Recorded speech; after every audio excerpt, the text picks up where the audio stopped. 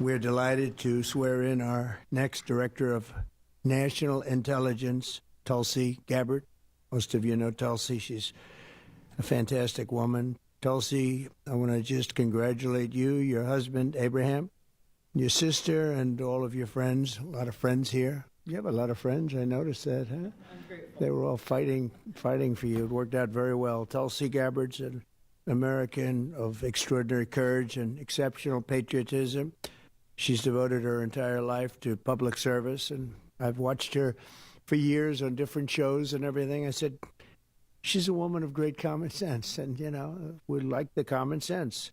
It's a word that's being used a lot. I think we started it in terms of politics, but it's a word that's used a lot. It's usually pretty effective, too, and you really are. I've watched you even on Larry King.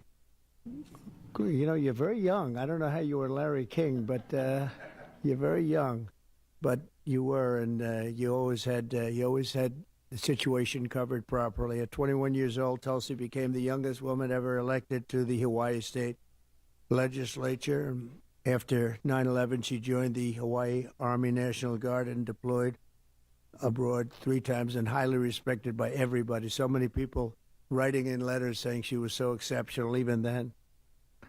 She continues to serve as a lieutenant colonel in the U.S. Army Reserve, and Tulsi also served 4 terms in the United States House of Representatives, where she was a member of the House Armed Services Committee. She is a former vice chair of the National Democratic Party. Can you believe that?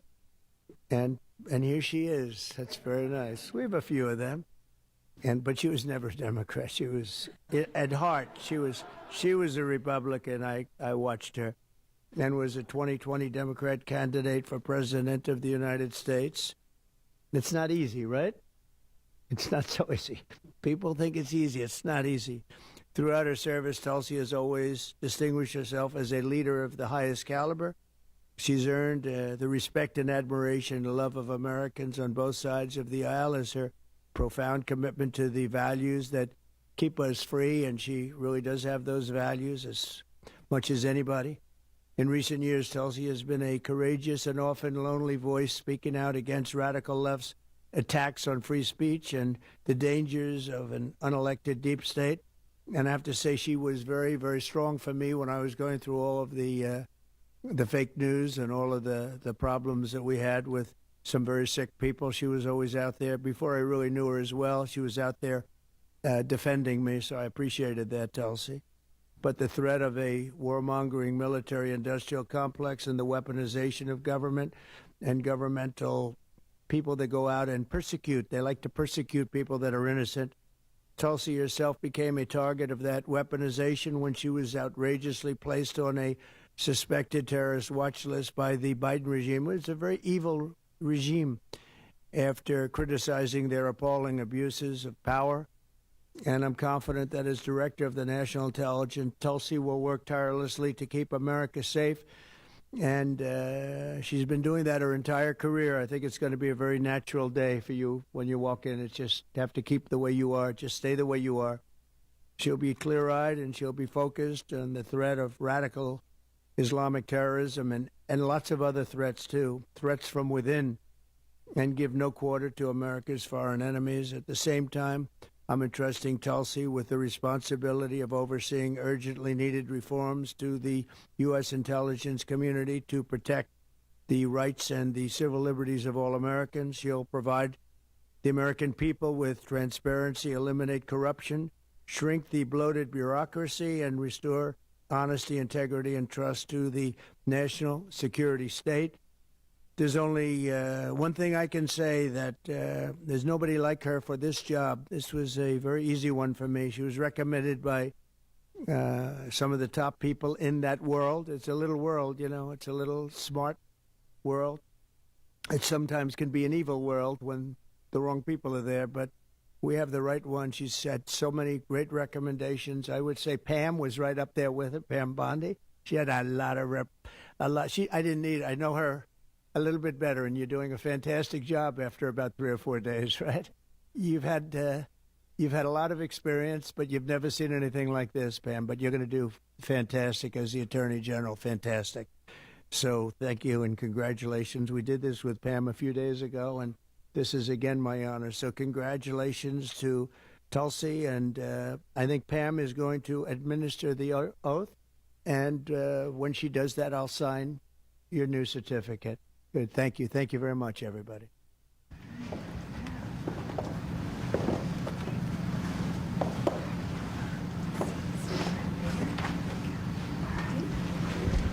Please place your left hand on the Constitution and raise your right hand and repeat after me. I do solemnly swear I, Tulsi Gabbard, do solemnly swear that I will support and defend the Constitution of the United States that I will support and defend the Constitution of the United States against all enemies, foreign and domestic, against all enemies, foreign and domestic, and that I will bear true faith and allegiance to the same, and that I will bear true faith and allegiance to the same. that I take this obligation freely I take this obligation freely, without any mental reservation without any mental reservation or purpose of evasion, or purpose of evasion, and that I will well and faithfully that I will well and faithfully discharge the duties of the office on which I am about to enter. discharge the duties of the office on which I'm about to enter. So help me God. So help me God. Congratulations.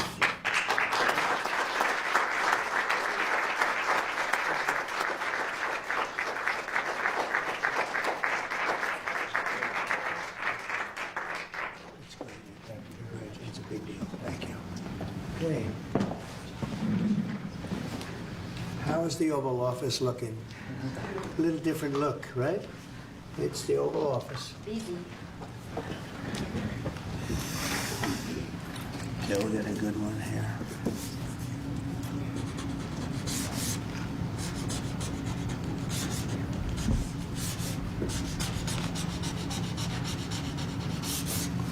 Okay, not bad. Ready? I'll stand up there. I think we'll do it right here. Come on over here, Abraham.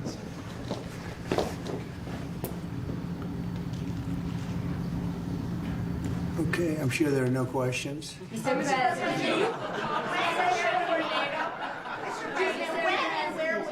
You know what, I'd like to have Tulsi say a few words first, then we could answer a couple of questions, okay? Good.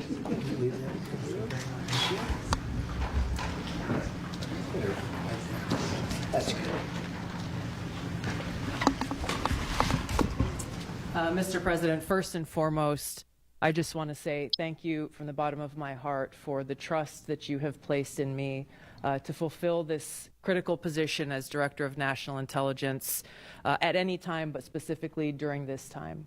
Unfortunately, the American people have very little trust in the intelligence community, largely because they've seen the weaponization and politicization of an entity that is supposed to be purely focused on ensuring our national security. So I look forward to being able to help fulfill that mandate that the American people delivered to you very clearly in this election, to refocus our intelligence community by empowering the great patriots who have chosen to serve our country in this way and focus on ensuring the safety, security, and freedom of the American people.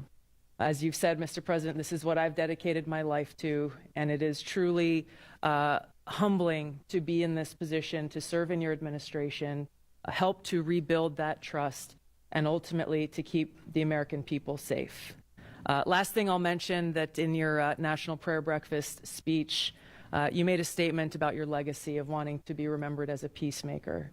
I know that I can speak for many of my fellow service members who are here today, veterans, Medal of Honor recipients, how deeply that resonates with us. For those who volunteer to put their lives on the line when duty calls, but to have a President and Commander-in-Chief who recognizes the cost of that sacrifice and ensuring that war is the last resort, not the first. So thank you for your leadership on behalf of my friends here and all who wear the uniform. We're grateful. Thank you. Congratulations. Thank you.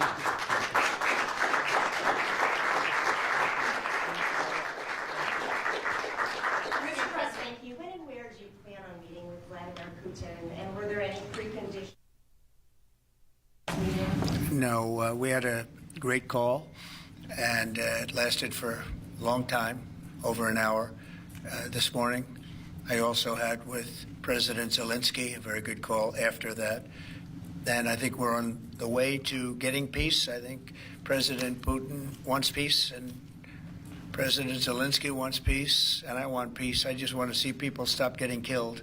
We're very far away from that particular war, but that's a vicious war. Probably 1.5 million soldiers killed in a short period of time. I've never seen anything. I have pictures that are, you wouldn't believe it. You wouldn't believe what you have to look at. Young, beautiful soldiers that are just being decimated. And it would be nice to end it immediately. But we had a very good talk with, people didn't really know what President Putin's thoughts were, but I think I can say with great confidence he wants to see it ended also. That's good. And we're going to work toward getting it ended, and as fast as possible. It's a horrible situation going over. It's flat land, and the bullet goes off, and the only thing it can hit is a body, a human body, a young human body. And they're losing just tremendous numbers of mostly soldiers. The cities and towns have been largely demolished. It's a shame what's happened to that country. It would have never happened if I were president. That I can tell you. Would have never happened.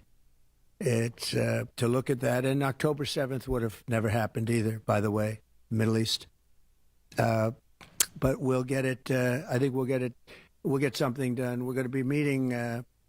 Actually, tomorrow they're meeting in Munich, as you know, and we're going to have some other meetings. And I'll be dealing with President Putin largely on the phone, and we ultimately expect to meet. In fact, we expect that he'll come here, and I'll go there, and we're going to meet also probably in Saudi Arabia. The first time we'll meet in Saudi Arabia, see if we can get something done.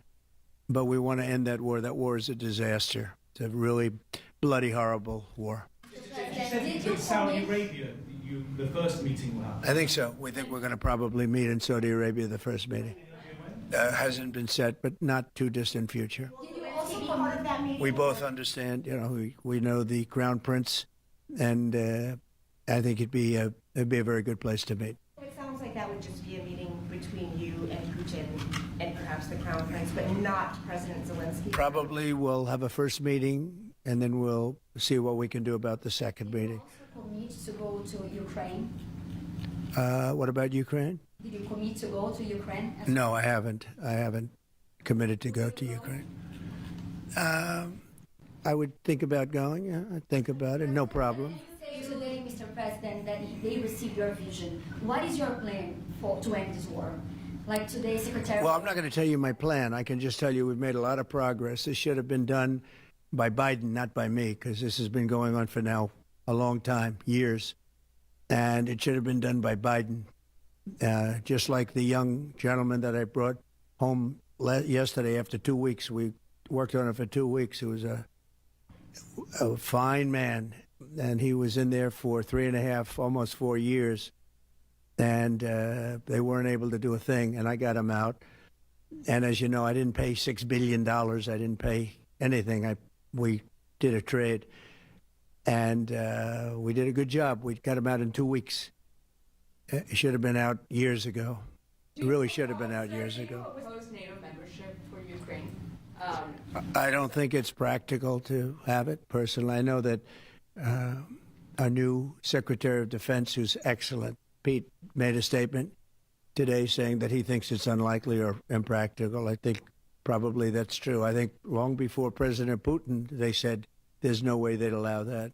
This has been going on for many, many years. They've been saying that for a long time, that Ukraine cannot go into NATO. And I'm okay with that. I just want the war, whether they are or they're not. But it certainly would seem to be that most people have said that is something that's not going to happen. Are you freezing out President Zelensky of this process a bit? Isn't there a danger of that? No, I don't think so. As long as he's there, but at some point you're going to have elections too. You're going to have an election. He says he wants security assurances, Mr. President. What does that look like? In terms of what? If the war were to end, he says he wants guarantees of security. We'll see what that means. I think when the war ends, one thing he was very strong about, if it ends, he wants it to end. And that's President Putin said that. He wants it to end. He doesn't want to end it and then go back to fighting 6 months later. We talked about the possibility, I mentioned it, of a ceasefire so we can stop the killing, and I think we'll probably end up at some point getting a ceasefire in the not-too-distant future. Do you Ukraine as an equal member of the Ukraine? Say it, what? Do you view Ukraine as an equal member of this peace process? It's an interesting question. I think they have to make peace. Their people are being killed, and I think they have to make peace. I said that was not a good war to go into, and I think they have to make peace. That's what I think. Why did you decide to provide support to Ukraine? Would you support Zelensky ceding territory or exchanging territory in any agreement to end the war? Well, he's going to have to do what he has to do, but, you know, his poll numbers aren't particularly great, to put it mildly. He's got a country where, you know, it's been savaged and attacked. And he's got an army that's been very, very brave, actually, despite the fact that, you know, we've given him, in my opinion, $350 billion. That's what the real number is. You don't hear that number. And Europe has given, in my opinion, $100 billion. And they've done it in the form of a loan. And I have a Secretary of Treasury right now who's actually quite brave. He's over in Ukraine on a train. And there's a lot of things happening around that train that aren't so good. And he's going there to get a document done where we're going to be assured that we're going to, in some form, get this money back, because we're putting up far more money than Europe, and Europe is in far more danger than we are. We have an ocean in between. Europe has nothing in between. You know what they have in between? They have Ukraine in between. So wait a minute. So, as you know, Europe is putting up money, and they're getting it in the form of a loan. And the United States under Biden didn't do loans. They just handed money every time somebody walked in from Ukraine. They just handed them money foolishly. This should have never happened. It should have never started. And once it did, other things should have happened. Other things should have taken place. So we're getting security on our money. We're going to have it secured by, they have rare earth, and they have oil and gas, and they have a lot of other things. And we're asking for security on our money. How long is sending They've agreed to it. Ukraine has agreed to it. Does it mean you are not sending any more aid to Ukraine? No, we are, but we want it secured, and the money is going to be secured. When would the U.S. stop sending funding? When would the U.S. stop sending funding? Because if we didn't do that, then Putin would say he won. We're the thing that's holding it back. And frankly, we'll go as long as we have to go, because we're not going to let the other happen. But President Putin wants to have peace now, and that's good. And he didn't want to have peace with Biden. Was that conversation with Putin? And you tell me why that is, okay?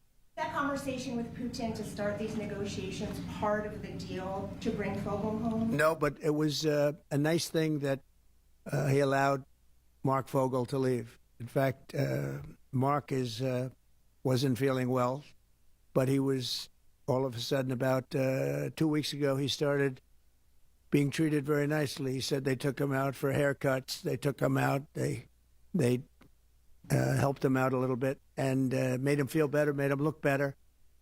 And they were nice to him. And he said, I saw something happening. And it coincided with when I came into office. So that was nice. And he's a fine person.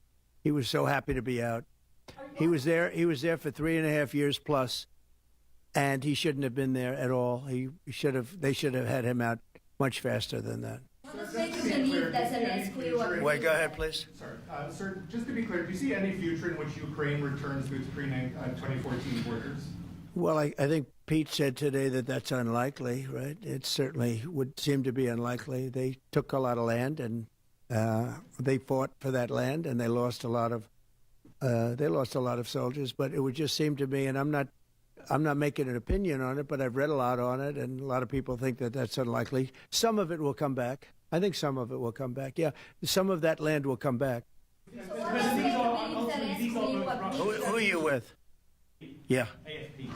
You who? AFP, Agence France Presse. Okay. I just wanted to ask you, the things that the Secretary of Defense was talking about, the 2014 borders and the lack of NATO membership. Ultimately, these are both demands that Russia has made in the past. Is there not a danger of handing Russia a kind of win on this?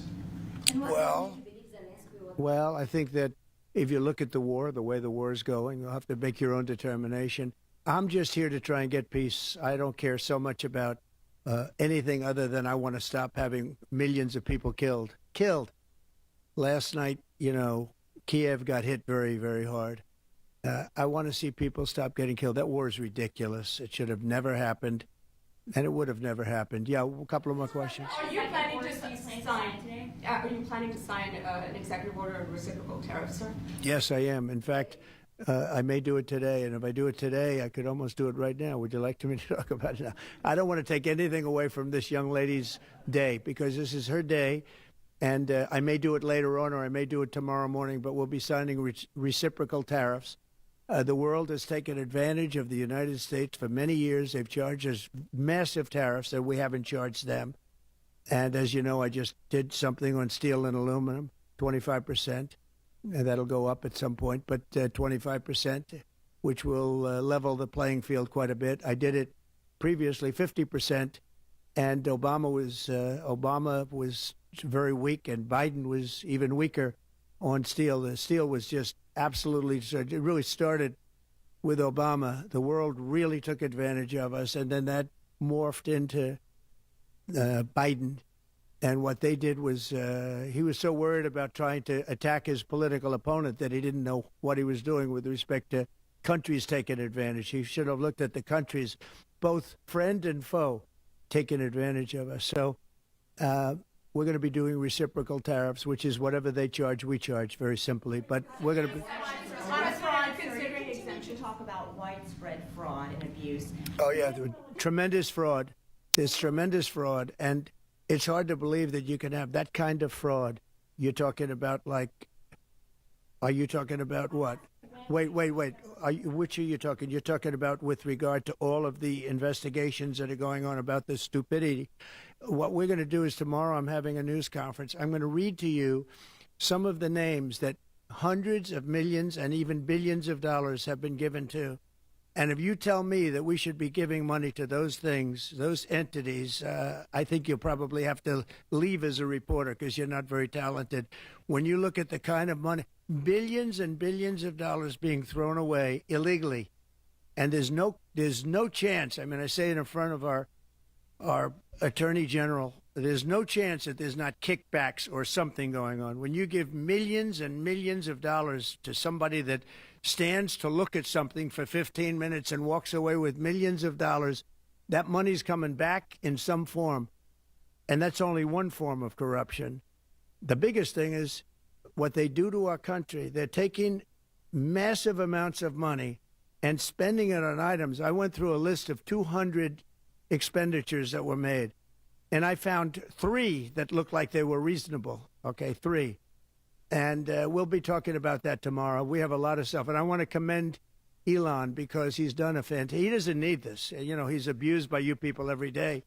He's found more things than anybody could find. I think he's got the credibility to do it. I know he does. And it's his group of people. You know, they started off with 12. I call them 12 geniuses. They started off with 12, and they went to 20 and 25, and now they're up to almost 100. People are joining to help them because there's a massive fraud that's taken place. And then you have judges that are activists, and they sit there and they say, oh, as an example, $59 million going to a little small group in New York City. You get nothing going to North Carolina to help nothing. They say, we don't have any money because they've given it away on the border. But you have nothing. What they did to North Carolina is a shame. And then they sent $59 million to New York City for a hotel for a little bit of nothing. What they've done, a hotel that was not luxury, that's getting luxury rates for migrants, where they're making a fortune, and we catch them.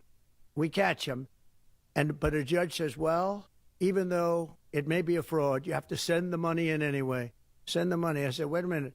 We have money that shouldn't go because we caught it before it was sent out, but they want the money to go anyway. And I think you're going to have a lot of things to look at, Pam. I really do. What's going on with this whole thing? And this is just one group.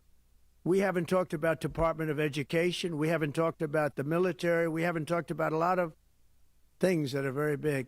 And what's happened is, as an example, you'll have cases where you have a 3-month contract, and maybe the guy that signs the contract leaves. Maybe he gets rich.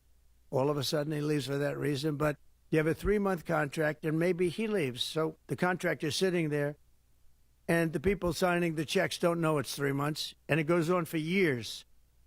The 3 months turns out to be 3 years, 5 years, 10 years. Just goes on forever. And the guy on the other side of the contract just keeps getting check after check after check, because Elon had an expression yesterday, because nobody cares. It's a great expression. Nobody cares. The guy that signed the contract didn't care. Maybe there, may not be there, maybe crooked. Who knows? But you have to care. Otherwise, you can't really run a thing like that, or you can't run a country, really. Because there's so many transactions, thousands and thousands of transactions. And if you don't have people that care, you're going to lose control. And that's what's happened. And we've caught it.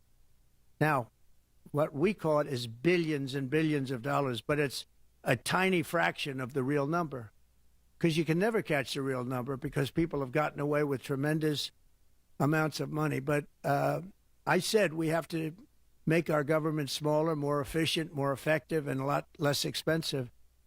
And we could find $1 trillion, but we're being hindered by courts, where they file in certain courts where it's very hard to win, and a judge will stop us, and a judge will say that it doesn't make any difference what you find. You just keep paying the money. That's a hell of a way to be. And I follow the courts. I have to follow the law. All it means is that we appeal. But that gives people time to cover their tracks, and that's what they do. So it's a very bad thing that's taking place. But hopefully, if the courts, hopefully the courts will be fair. They don't have to be very fair. They just have to be a little bit fair, because this is so egregious what's taken place. Nobody's ever seen anything like it. Nobody's seen numbers like this. These are massive numbers. $9 million for somebody to go and stand in a store and see how people shop. Okay, I mean, you take a look at these things. It's a disgrace. And then you have a country that we want to make America great again. It's very hard to make America great again when you have things like this. And you're going to see the same thing. Department of Education is going to be a disaster. The military, I mean, I see it. Look, I came in, they had a contract done, as you know, for $5.7 billion for airplanes. It was Air Force One with Boeing. 5.7. I got it down to $4 billion, little less than that, 1 penny less than that. $3,999,999 and 99 cents. I said, has to have a 3 in front of it, because I wouldn't sign the contract for $5.7 billion. I was able to cut $1.7 billion off the price, and it didn't take me long. $1.7 billion. If people would care, they'd be able to do that with every single contract that's put before them.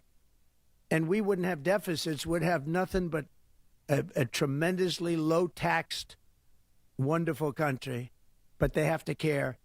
And speaking of that, you know, Boeing, we're not happy with the service we're getting in terms of those planes. They would like to get more money. We're not happy about that whole thing. We signed a very strong contract. I signed a guaranteed maximum contract, which they haven't seen in a long time. And they're saying they're getting hurt by it. But they have to produce the product, and we expect them to produce the product. They have to produce the product. They agreed to build planes at a certain price. They're not used to that. They're used to having time and material contracts, where it's whatever it costs, time and material, no dates, no anything, and it ends up costing 5 times more. You look at some of the ships that have been built. Take a look at the Gerald Ford, the aircraft carrier, the Ford. It was supposed to cost $3 billion. It ends up costing like $18 billion. And they make, of course, all electric catapults, which don't work. And they have all magnetic elevators to lift up 25 planes at a time, 20 planes at a time. And instead of using hydraulic, like on tractors that can handle anything from hurricanes to lightning to anything, they use magnets. It's a new theory. Magnets are going to lift the planes up, and it doesn't work. And they had billions and billions of dollars of cost overruns. I met the architect. I said, have you designed a ship before? This is one of the biggest ships in the world. It's like landing at LaGuardia Airport. But you look at the kind of waste, fraud, and abuse that this country is going through, and we have to straighten it out. We have great people going into the military in terms of we need ships, we need a lot of things. We have great people we have business people going in. But when you look at what's happened to our purchasing, and when you look at the USAID, when you look at the things that they're giving to them, the billions of dollars that they're giving to, and it doesn't make sense. It is interesting that when you're looking for fraud, you look at items, hundreds of items, and you'll find one or two, maybe, if you're lucky. Here's something where you look at it, and they're all fraudulent. You know, by just looking at the topic, they're all fraudulent, except it's the opposite. You'll find one or two that's like a legitimate reason. So I just want to thank Elon for going through it. I want to thank all the people that are working with him. You know, we have a big group of people. I think the lowest IQ is about 160. That's very high. I think you have a couple of 182s in there, but they're doing a fantastic job. He doesn't need it, and they don't need it, but we're showing things, and it's going to be it's a big. People have no idea how important it is. Yeah. How soon do you want the Department of Education to be closed? Oh, I'd like it to be closed immediately. Look, the Department of Education's a big con job.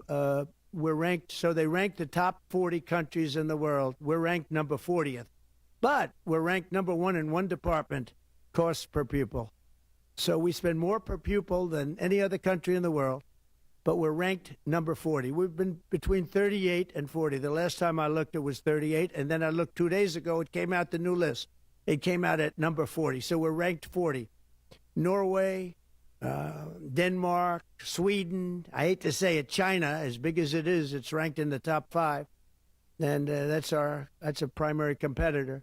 We're ranked number 40.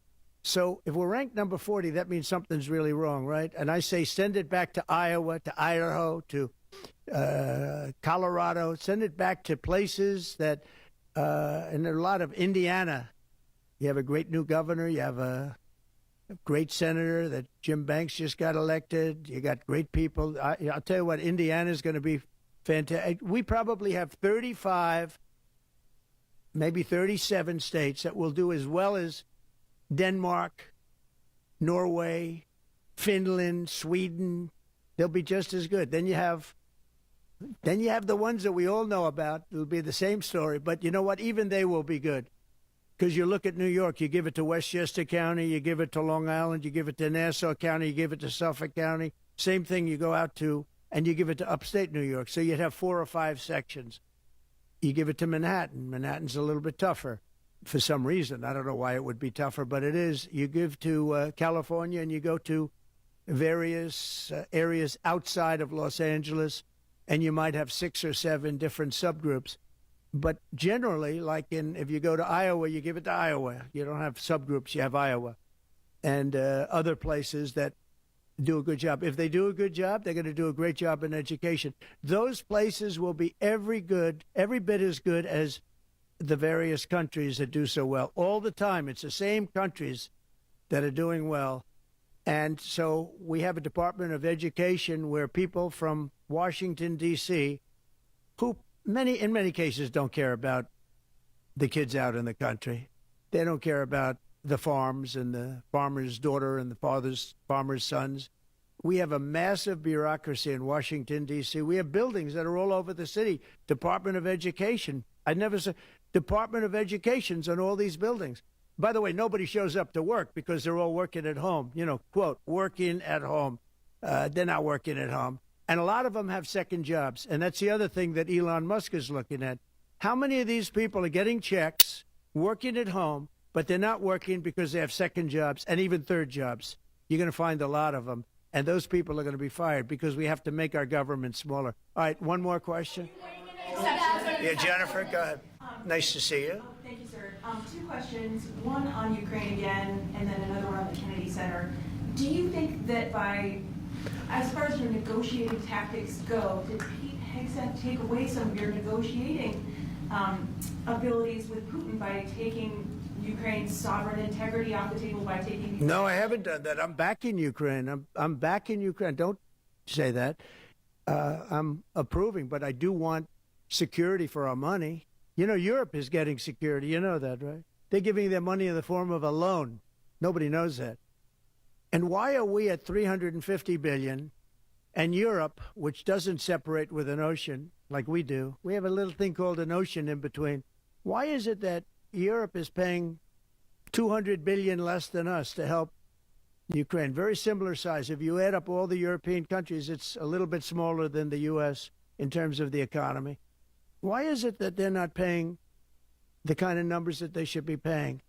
And then on top of it, and I've been saying this to Biden, I told Biden, I said, you ought to be asking for either a loan or some kind of a security, like their oil and gas or something for the money, because you're putting up much more money than Europe, and you have no security. Europe's putting up a much smaller amount, and it's in the form of a loan. Because we have people that were incompetent in the last administration, grossly incompetent, and we're changing it. But we change it, and all we do is we get hit by lawsuits from the radical left all the time. But here we are. We stand, and I guess we've done okay. Thank you very much, everybody. Thank you. Thank you.